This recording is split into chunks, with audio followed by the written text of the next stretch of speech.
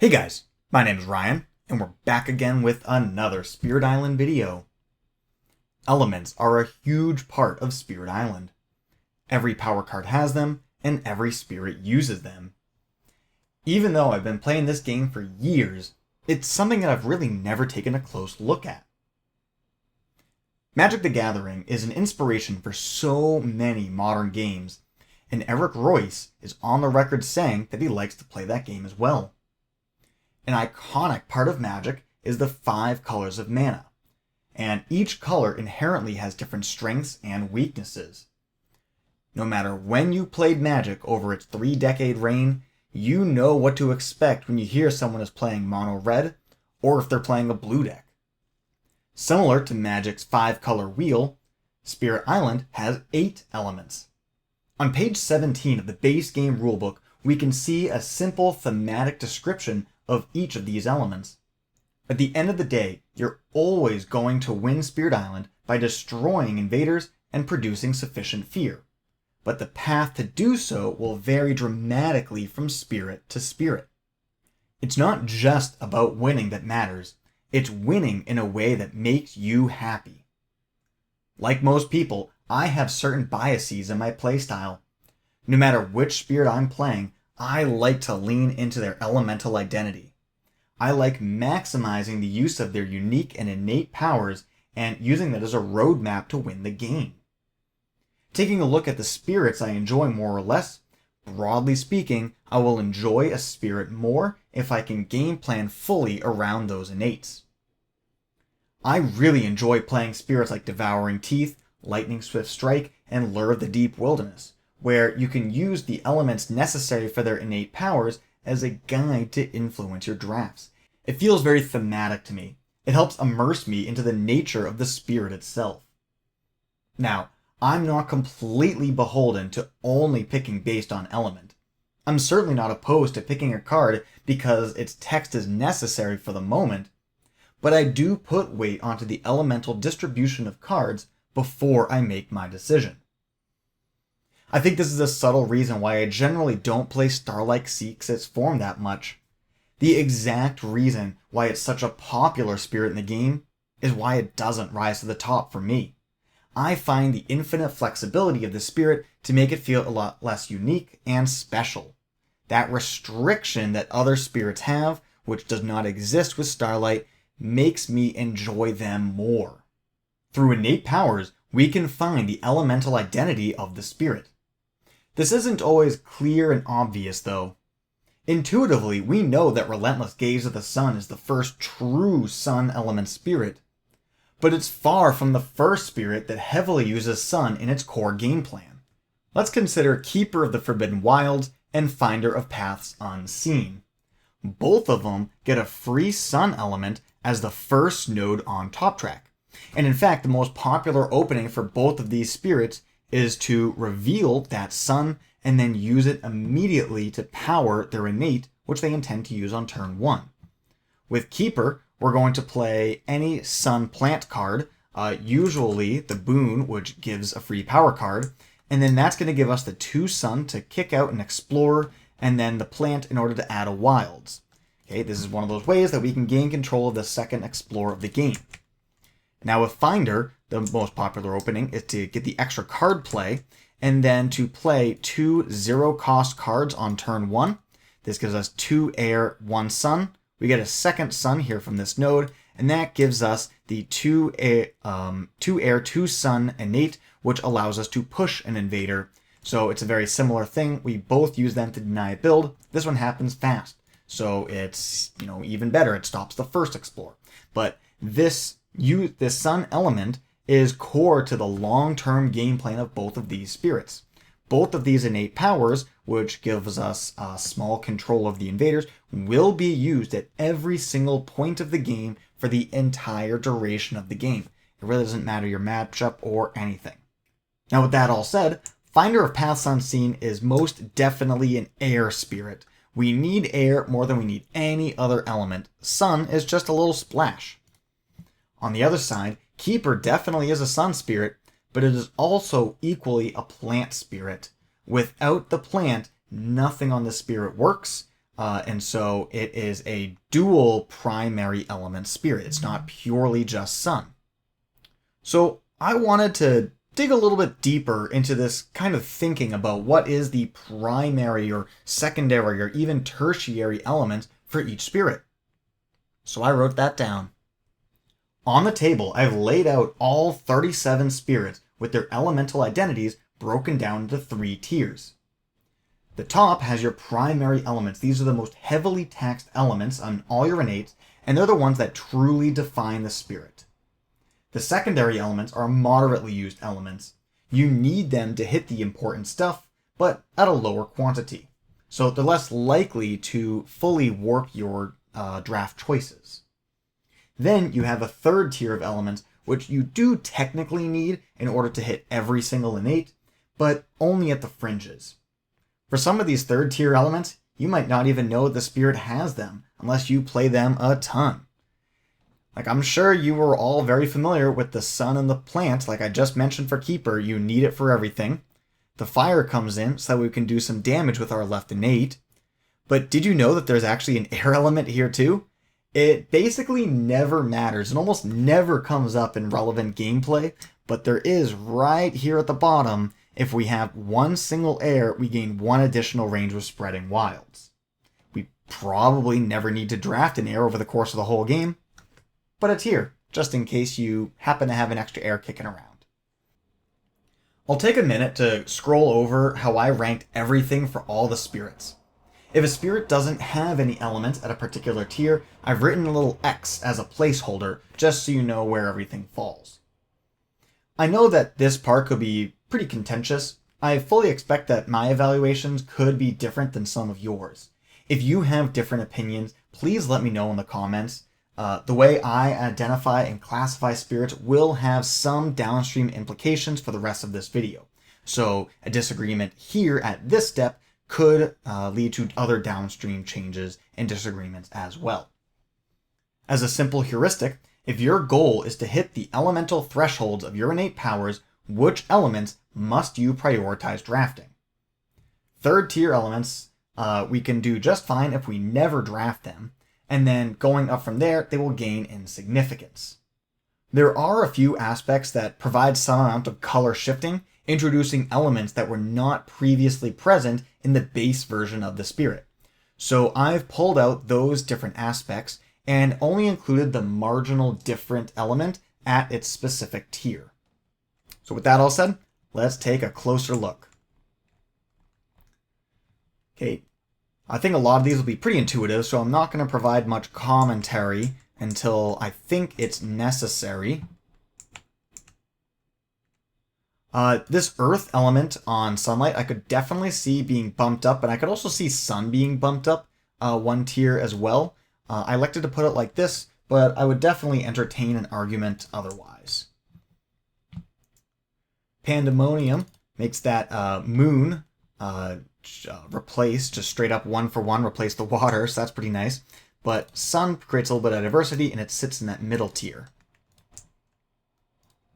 Fire is another element I could see get bumped up to the top tier as well, since every single tier of our innate does require fire in some quantity. Similarly with Vital Strength of the Earth, it's kind of hard to break down. I mean, everything needs everything, but it's just a matter of quantities and necessity. And then Thunder Speaker is another really tricky one. At first glance, you would think that air is the most necessary because it has the biggest numbers. Then you realize that the only thing that air does is make it go from slow to fast. And then you realize that your push and gather, even though it requires an animal, it actually scales based off of air as well as sun. Of course, sun, we do need quite a bit of it for our right innate. So that pushes sun and air to the top, with fire and animal falling below.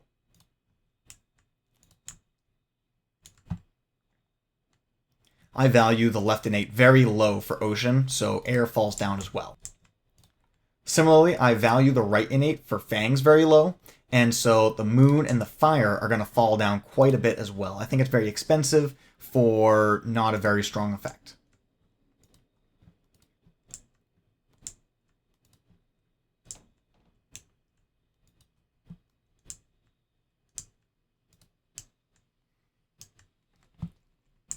Trickster was another one that was a little bit tricky for me to decide exactly how I wanted to put everything. I guess we're not very elementally taxed with anything at all, and so it's extremely marginal at every single point of the spirit. And of course, the right innate does no favors for suggesting which elements are more or less important. I could definitely see Moon getting kicked down a tier because the fast to slow is the least important part of this innate. I guess Sun is super low because it's also irrelevant.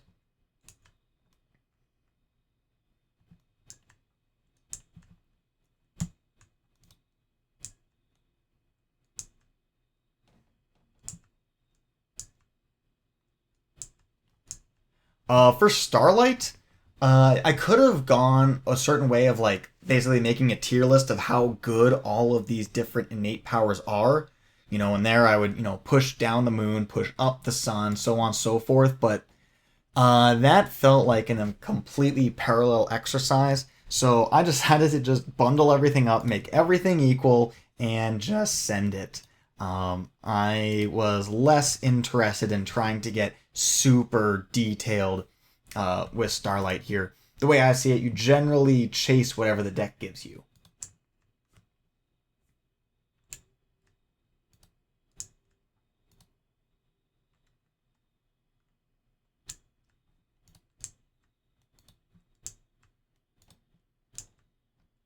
It's really easy to forget that there is a fire and a plant that exists on Wandering Voice, Keen's Delirium. And we do have one innate, unique power card, which lets us hit this fully. But, if we aren't playing that card, it's actually just like a shockingly hard empowerment to hit, just because it has these random fringe elements in the mix. For Wounded Waters Bleeding, one thing I found interesting is that after you get one of these upgraded innate powers, they both require a single splashed sun. You've got the sun plus the 4 of your major and 2 of your minor, depending on what your elemental combination is. So if you're in Waters Renew, this is your elemental hierarchy. And if this is Waters Taste of Ruin, this is your elemental hierarchy. So now once we zoom out and we see everything again, I am putting up a whole bunch of charts on the screen that basically just adds up the sum total of these elements in total, in terms of broken down by expansion, to see if maybe we can derive some information from these broad trends. For the chart, for Wounded Waters Bleeding, I put both water and animal as primary and neither of them down as secondary. I also didn't double count the sun, right? I just collected the whole thing as one spirit. I also put the aspects into these total quantities, and I allocated the aspects to the set in which the aspect was released. So Haven came out in Nature's Incarnate, and so this plant animal was allocated to the elements that were released as a part of Nature Incarnate spirits. As you might hope, most of the elements fall into a very tight range. 5 of the elements are represented in some form in 19 or 20 of the spirits. With 37 total official spirits, that's just above half the spirits having affiliation with sun, moon, fire, earth, or plant. And I think that's a very good thing, since it minimizes the likelihoods that you'll be completely hosed in draft in terms of elements. What is particularly interesting, though, is those 3 outliers. Air is quite overrepresented, being on 25 spirits, which is about 2/3 of all the spirits using air in some form. Then on the other hand, animal and water are underrepresented, appearing in just about 40% of all the spirits in the game. Animal makes a lot of sense being underrepresented. In the base game, it appears on just 2 spirits, and both in a very minor way. We got Thunder Speaker with 1 single animal, and it activates an innate power that scales off of other elements, not animal, right? There's no reason to stockpile animal. And similarly, Bringer Dreams and Nightmares just needs 1 single animal element in order to produce an extra 1 or 2 fear. Not a major significant thing, probably not something we're ever going to prioritize and draft, right? We care a lot more about Moon, because Moon gives us the ability to give out more free elements, and that's a lot more exciting and interesting. Now, we also have Feather and Flame as another expansion, and this has literally 0 animal elements in it at all. If the only expansion that you have to this game is Feather and Flame, so you only have the base game plus Feather and Flame, you're basically just playing Spirit Island with only 7 elements. Animal just doesn't really exist. Now, it does make sense, right, that it wouldn't appear that much in the base game. Animal is the element of, like, tokens and stuff like that, which, didn't exist in the base game. It's just a shame, though. On the other hand, water being so underrepresented is quite shocking to me. Using that same model, we have 2 spirits that are really, really famous water spirits. We have Ocean's Hungry Grasp, bringing out the ocean, drowning, it's just a very iconic, splashy spirit. And we also have River, everyone's first spirit ever. This is, the river, the ocean. These are 2 major sources of water that exist in nature. But then after that, things get quite dry. Since the release of the base game, we have gotten a couple more water spirits. We got Downpour, this represents the rain, and Fathomless Mud, right? Like a swamp, a mud, right? These are 2 other ways that water does exist in nature. And perhaps it's hard to find a clearly distinct, unique way to demonstrate water in the real world. I mean, the only other primary water spirit that we have is Wounded Water's Bleeding, and his lore is like, hey, I was a pond, but then I got toxic chemicals poured into me, and now I'm mad. And it doesn't really represent any type of water so much as just like water that got toxic chemicals in it in general.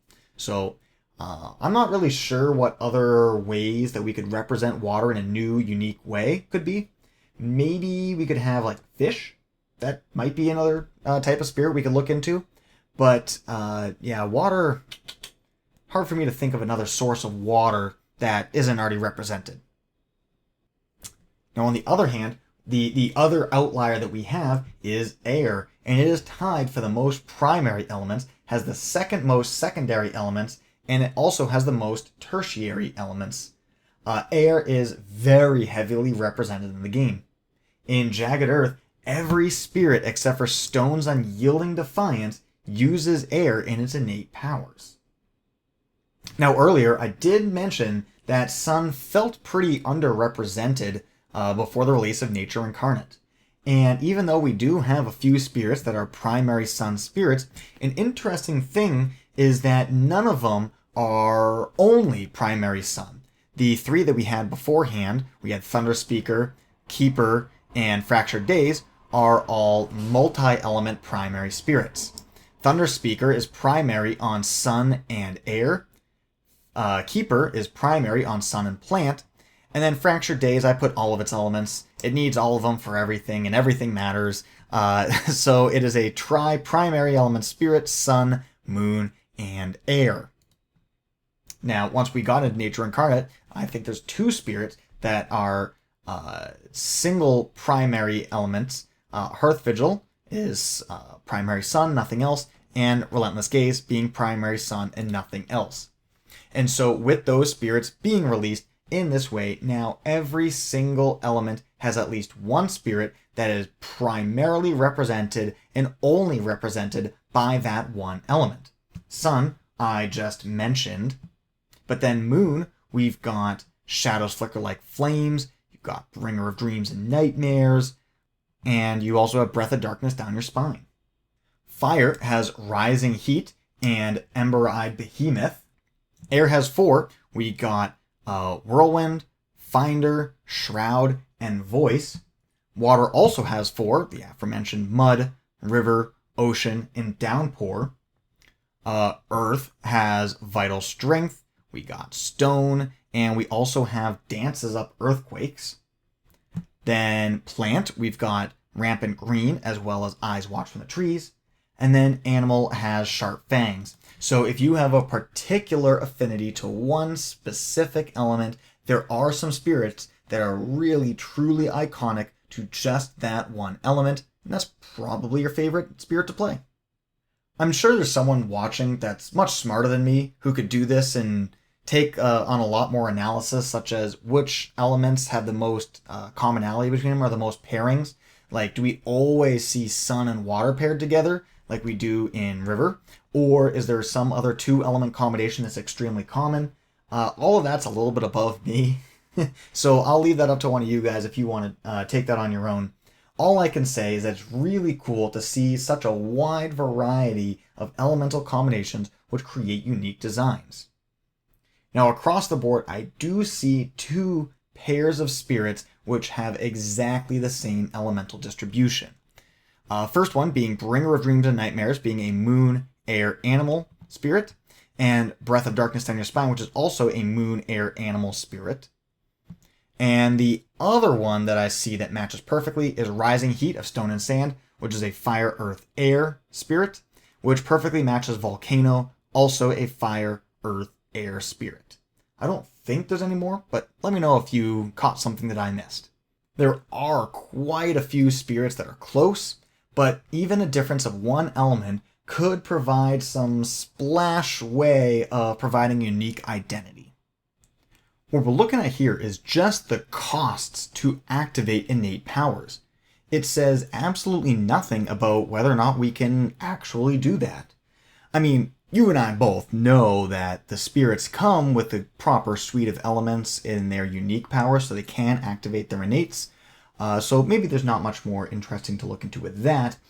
But the other thing that we need elements for is for major powers to hit those major power thresholds.